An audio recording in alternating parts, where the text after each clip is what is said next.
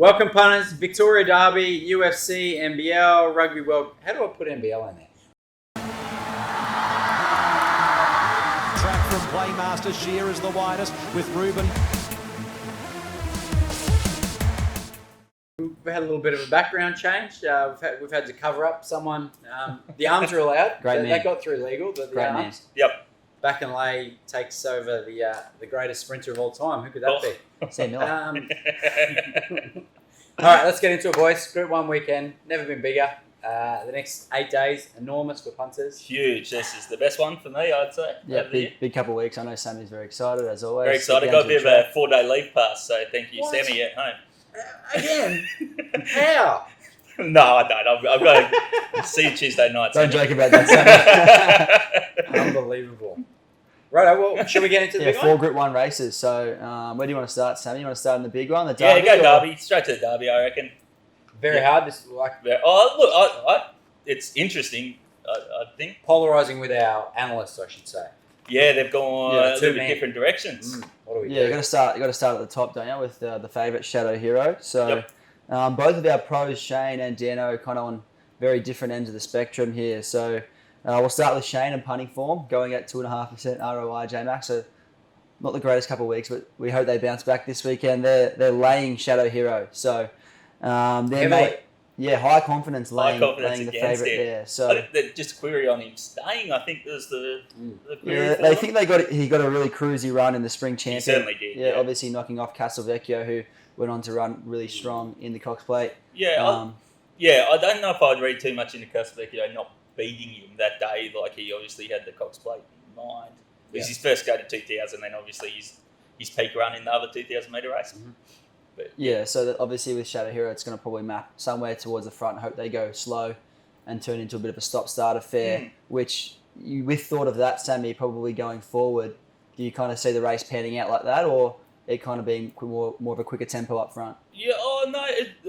With races like this, someone will generally probably put some pace into it. I think it's a big race, so any advantage anyone gets at big odds, they'll probably try to shake it up a little bit. But look, I don't mind Shadow Hero, but it's short enough. And Dano's on, steaming him 1.5%. I will just touch on the fact that, so they actually wanted to back thought of that before the Linda Meach jockey that's change. true. So, the team Big of Punting week. Form definitely like it. The horse itself, they just think that the jockey change is obviously not something that's very positive going into a race of this size. Well, he just travelled for her, so it's a strange one, but it's Very controversial as well. well, it's it is. Yeah, it's been a big week. I won't comment on that, but Yeah. And then, so obviously, Dano is on the flip side of that and likes Shadow Hero, assessed at $3, so a little bit of value there. Betfair $3.40, $3.50 Mac. a little bit. Yeah. And it's also worth noting that Dano's assessed everything outside of Shadow Hero, thought of that, Warning, and Soul Patch 40 plus. So it looks like a race between 4. So you can pretty much rule out a lot So of the market. he's taken out the Geelong Classic race completely. Yep. So no long jab, no Southern Meat. Yep. So they're the main things in the market. They're definitely very interesting to see how that one Ollie plays on out. Warning, I don't mind. Yep. Tenants. Yeah, obviously, where'd that Warning run last start? Was that the same race as thought of that? I think it was. Yep. I forget it was on like that. All right, let's move on. Coolmore stud. Yeah, straight into the sprint. Just G1. The statement-making race, Sammy.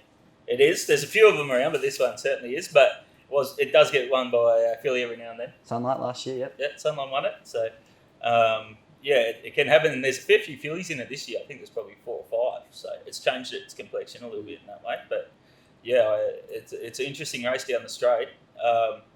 You got the boys' tips in that one? Yeah, so we'll start with Shane. High confidence on Exceedance, who I know that you both are very strong stallions yourself, and so is Pete Jones, one of the boys in the office. He's very confident on Exceedance as well. So this is nearly the best bet for the weekend for mine. Obviously, beat Bivouac on the heavy 9, 3 starts to go. Who'll have to go against that again. Bivouac backs up from the Manicato on Friday night. Yep. It Bit was of a little rain bit tonight, maybe. Yeah, disappointing. And you'd probably argue that the Flemington Straight suits Exceedance. Obviously, a horse that likes to get back and run on should have no problems kind of getting out on the Flemington Straight. Yeah, with I how wide won't it knock is. him at all. Like, yeah, he's exceeding Excel. He looks like he chose pretty well for this. Yeah. Hawks is notorious grand final day trainers. So. Yeah, and definitely fresh and had the month off as well, so he comes here pretty fresh and gets the blinkers on the first time. So, look, everything's pretty positive for Exceedance there. Love a gear change. It looks firm too. The market, like even pretty the flush. early money. Yep. 470. There's money stacked up. Yep. And then so Dano's a little bit different. He's gone for Cosmic Force at a bit of value there. Assessed that $5. Get around $10 at Betfair at the moment, so a bit wider. Obviously comes off a last start win at the Roman Consul in Sydney. And yeah, Dano likes the draw, so should be able to find the best part of the track along the Flemington Straight there. Beautiful. You want to touch on just quickly, Dano marked Bivouac $3.30, $3.80 Betfair, and marked Exceedance $4.40, $5 Betfair. So mark the other two shorter than Cosmic Force, but the value is obviously aboard Cosmic Force there. Next one, race 5, Empire Rose. I couldn't pick too much out there. No, it's a tough race. I think like Melody Bell might come in a bit short, and I noticed concussion plates. Plates always worry me. I think just because they want the give, you can already tell that they probably want the give on the front of the horse. So I don't know enough about it. I'm probably talking out of school, but I certainly don't like seeing it because it means that they want a bit of give. But if there's rain, she'll get it anyway. Yeah. She's a very talented horse. And like by all reports, there's going to be rain as well on Saturday. So I think looking at any races, you really have to assess kind of how the track's going to play and how heavy the track will be across all the races as well. So it is something that is worth looking at. Punting Form going for value, Aristia. So $16 they're going to Aristia. Yep. They don't like the price on Melody Bell at about $3.50 or won the Wakeful last year too from him. So. Right. So so it's 2,000. So obviously he likes Flemington this time of year. Yeah, gets barrier 1. Should probably map midfield-ish and then hope to get out on the Flemington Straight. Yeah, beauty. Good research, Dame. Carbine Club? You want to go there? Yeah, why not, eh? We'll go through a few. I think Punting Form sort of landed on Brandenburg and Airborne. Yep. So, with high confidence. Yeah, high confidence. Yep, you can Dutch those for about $3.50 with the two of them. There's a few different form lines in this race. You've obviously got a couple coming from the Guineas as well. So Dalasan, who was a bit of a boom horse. Yes.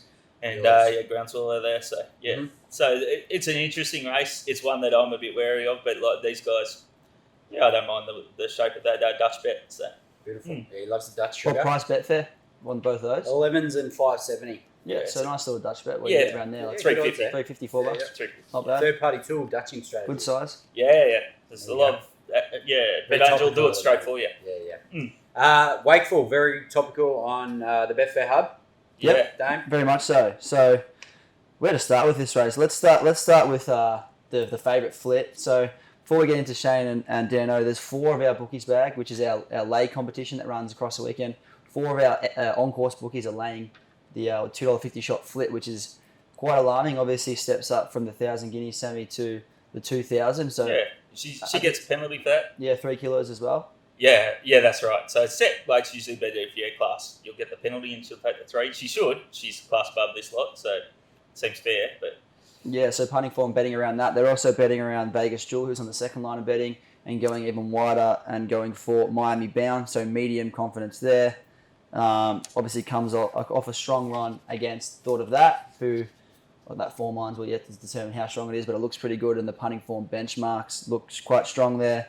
They've got medium confidence and see value at the $8.50, $9 quote on Betfair at the moment. So heaps of interest on that race for the content providers on the hub with the bookies bag, Punting Form. It's generally an interesting race for the Oaks, the Wakeful. So that's the way people tend to look at it. They'll go for that and through the Oaks. One more Group 1 at Flemington. Okay.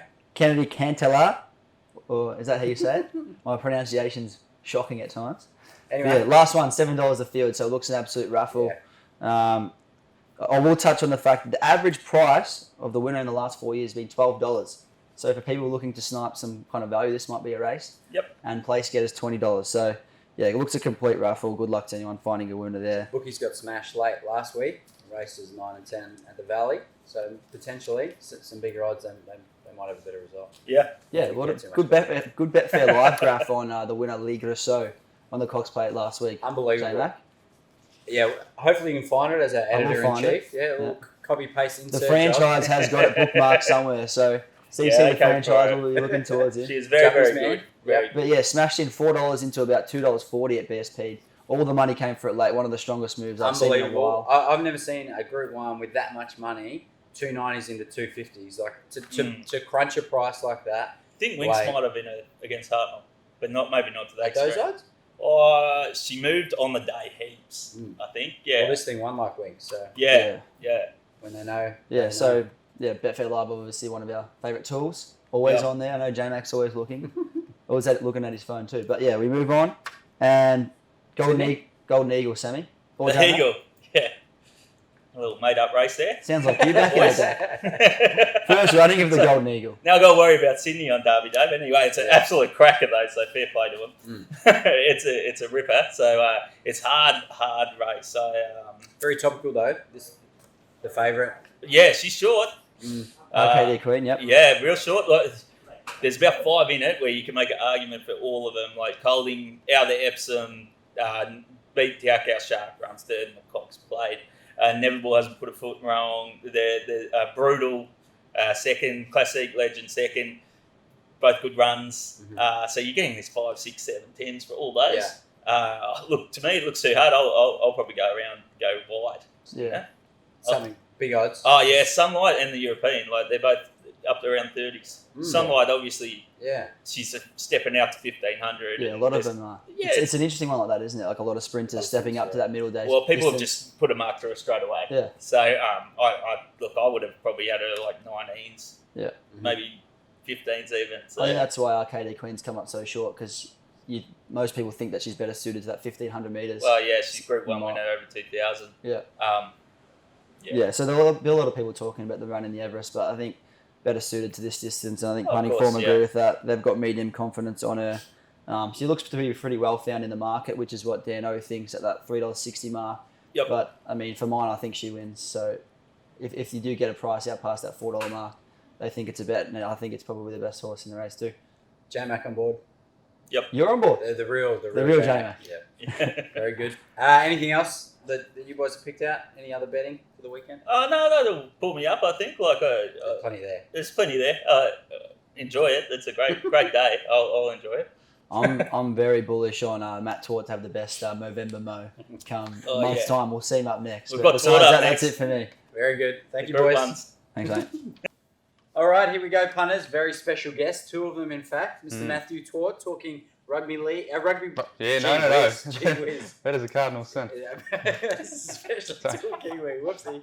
Rugby World Cup, of course, none bigger than this game. Sorry about New Zealand. And Mr. Gugabed, we're going to be talking UFC. You've bet up big this card, which we'll get to shortly. Yep, very excited. Rugby World Cup. Sorry.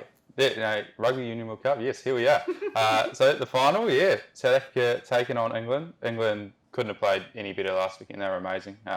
Fully deserved to get their spot in the final. And South Africa kind of took the hard route. They were just kicking the ball every time they got it, essentially, and just got there with a penalty in the last 5 minutes, I think it was. So, kind of two contrasting semi-finals, and the analysts have noted that. They think that England might be coming down from a bit of a high. We did see the All Blacks perform outstandingly well in the quarterfinal and then crash down to a bit of a slump in the semi. So the analysts are predicting that from England as well after performing so well against New Zealand. So they like South Africa to cover that 4.5 point start as underdogs. Low scoring game? Yeah, low scoring game. Yeah, that's definitely on the cards as well. I think both teams will probably slow it down a little bit. It's in both of their bloods to run the ball, but in a game with high stakes, I think territory is going to be the main thing of importance for both teams. Will you be watching any of it? I'll certainly be watching. Yeah, I'm not one of those All Blacks fan who drop their lips as soon as the team exits the tournament. That's the game. Yeah, well done. Exactly. Well done, Mr. Tort. We'll get back to some basketball shortly with you. Gugabed. Gee. All right, big pick for this weekend. Probably Masvidal over Diaz. It's just, I don't trust Diaz yet. Pettis is kind of not what he was. And Masvidal should be busier, have equivalent, if not better, cardio. The grappling shouldn't particularly be competitive in the favour of Masvidal. And the striking also. It's just, Diaz is, I'm not going to say he's bad at fighting, but I feel like he was quite fortunate to get Conor when he did and where he did. It's just, Conor was a very sort of fortunate matchup and just how they sort of worked out. So on that front, I'm looking at Masvidal for about 3 units, 1.67.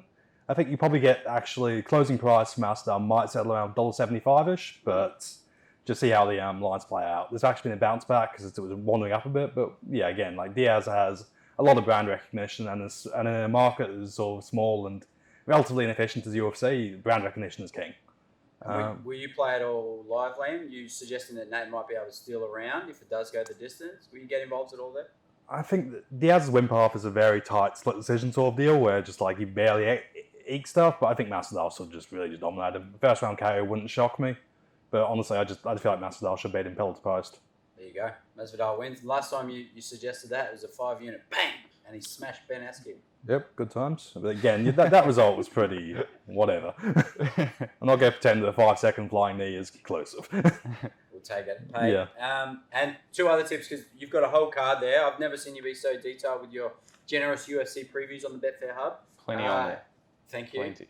Yes. Your 2 other best for the card. I'm feeling Andrei Arlovski, obviously blast of the past. He's been around the UFC for, I think, 15 odd years now. Really, Jahazino Rosenstreich, I assume I pronounced that correctly. He's a pure kickboxer. Even his kickboxing was pretty middle grade, and Arlovski, if he decides to take him down, should dominate him. And if he doesn't decide to take him down, I think Arlovski's more than capable of competing on the feet, making it ugly in the clinch and just generally outworking him. Expecting either a submission, because Rosenstreich so limited in grappling. Arlovski can take it. Arlovski should be able to get him out that way, or just an ugly, grindy decision, as Arlovski tends to specialise in recent years. And speaking of ugly grinds, Brad Tavares over Edmund Sharbazian is my other biggest bet of the day. I really just think Edmund's just kind of in that cycle where he's a bit too much height. He's 3-0 in the UFC. He's only 23 years old, I believe, and really, he hasn't really proven enough. Against Darren Stewart, that broke down. He gassed badly, and he barely eked out the decision. And his prior fight and his other fights in the UFC, it's been very quick knockouts. Just, what depth of game does he have? Tavares, if nothing else, professional. He's durable. He can counter grapple pretty well. And I just think that the depth of game for Tavares is a lot more proven. And he's tough. Like, he went 25 minutes with Israel battering him, and not everybody can manage that. I get excited when you're betting in the B grade part of the card too, Liam. When it's 9 o'clock on a Sunday morning, and you found one of the first fights of the day, and you got 2.5 units, and they're an underdog. Excited. Get around it. Yeah. Get around it. Yeah, it's usually the spots again because it's an efficient market, and at the end of the day, it's like maiden races. Perfect. Yeah. Yeah. Pete Jones betting in Sale or something. Very excited. Always listen. Yeah, definitely. Torty, NBL. NBL, yeah, we're getting into the thick of it now, aren't we? So, the season's ticking over, and the analysts are ticking over as well. 6 of the last 8 tips have come in. So Bang. last night had the breakers at -4.5 over Cairns, and that came through. So we've got a few more remaining this round. Over 173.5 tonight in the Brisbane versus Perth matchup. So 5 of the last 6 Perth games gone over the total, so that's a decent angle there. Following that, we've got Saturday night, South East Melbourne versus Melbourne United, throwdown number 2. Both teams are combined 8-2 on the over this season, and the analysts like that trend to continue on Saturday. Plenty of points at Melbourne Arena with a bit of luck. And then Sydney versus Melbourne United to close out the round on Monday night, that is, eve of Melbourne Cup Day, so no excuses for everyone in Melbourne. Sydney, they're undefeated so far. Just signed Deshaun Taylor for the injured Kevin Lish, so it's just more people in their ranks that they can just call upon, and they're looking really good, and there's still underdogs on the exchange, which the analysts are all over. So, that should hopefully be a nice little closeout to the round. Beautiful. And a little futures update. If I wanted to get in now, I've seen a few games. I'm going to back the NBL Championship winner. Who am I backing? Kings? Yeah, Kings have had the best start of the season. The fact that they've just pulled in another import only strengthens their case. I think Melbourne United, they've had a terrible start, but the price is only drifting, and when it all clicks and when they get Casey Prather back, they're going to be a force to be reckoned with. I think they'll be good value. Okay. Very good. Thank you, chaps. Good luck on the weekend. Bit of racing on. Hopefully you're participating there. Yeah, should be For interesting. And lots of UFC. Movember, let's get a little shout out. Matthew Torts paraded very well here. I've been growing this since about July. Very struggling. Good start from you. Yeah, this is about a month's growth here. You probably can't even see it on the camera. But cooked some brownies yesterday, or baked some brownies, I should say, and we had a little bake sale in here. One of our colleagues shaved off his head. So we're starting to fundraise. We're getting the amount up. So, yeah, if you've got a free spare a few dollars lying around, we'll chuck the link in below and then flick them through it. It'll be lovely. Good Perfect, deed for the day. Well done. Yeah, you need that karma before you're betting up the Yeah, store. oh, exactly. You need to do something right, and then they'll look after you. Yeah, you'll be sorted. I think that's how it works. Thanks, boys.